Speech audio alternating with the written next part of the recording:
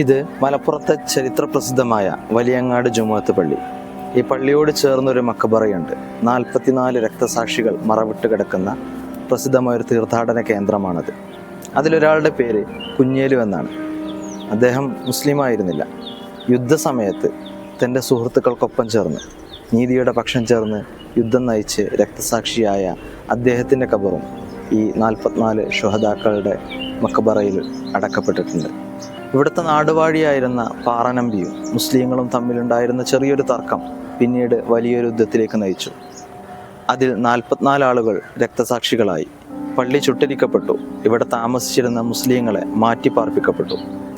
പക്ഷെ പിന്നീട് പാറനമ്പിയുടെ കുടുംബത്തിന് ബാധിച്ച വലിയൊരു മാറാവ്യാധി അദ്ദേഹത്തെ മാറ്റി ചിന്തിപ്പിച്ചു.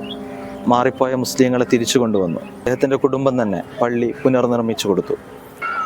सब कहाँ कुछ लाला वगुल में नुमाया हो गई, सब कहाँ कुछ लाला वगुल में नुमाया हो गई, खाक में क्या सूरत होगी कि पिन्हाम हो गई. എല്ലാ പുഷ്പങ്ങളുമില്ല, ചിലത് മാത്രമാണ് ചുവന്ന റോസ് പൂക്കളായിട്ടും ചുവന്ന പുഷ്പങ്ങളായിട്ടും പുനർജനിച്ചിട്ടുള്ളത്, പുറത്തു വന്നിട്ടുള്ളത്. മണ്ണിൽ എത്രയെത്ര മനോഹര മുഖങ്ങളാണ് മറഞ്ഞിരിക്കുന്നത്. തട്ടാൻ കുഞ്ഞേലു ഒരു സ്വർണ്ണപ്പണിക്കാരനായിരുന്നു. അദ്ദേഹത്തിൻ്റെ ആത്മസുഹൃത്തായിരുന്നു ഹസ്രത്ത് പോക്കർ സാഹിബ്.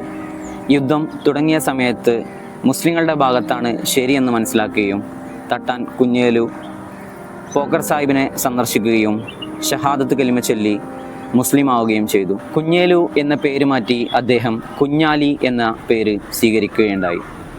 മലപ്പുറം നേർച്ചയുടെ ഭാഗമായി തട്ടാൻ പെട്ടി വരവ് എന്നൊരു ചടങ്ങുണ്ട്. അതിൽ കുഞ്ഞേലുവിൻ്റെ കുടുംബം പങ്കെടുക്കാറുണ്ട്.